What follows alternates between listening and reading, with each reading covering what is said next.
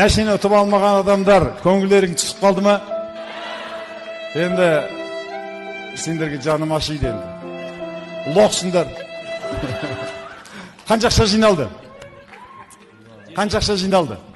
Тура осылай ойнатылады лотерея. Солай ғой да? Енді қараңыздар. Қанша ақша жиналған екен? Жиналған қаражат 32 миллион 440 мың 399 машина. Машинеге машина қанша тұрады? Хайландер 10 миллион теңге, Ки 6,5 миллион теңге, Нексия 3 миллион теңге. Мен қанша пайда таптым бір сағаттың ішінде? 13 миллион теңге ақша таптым.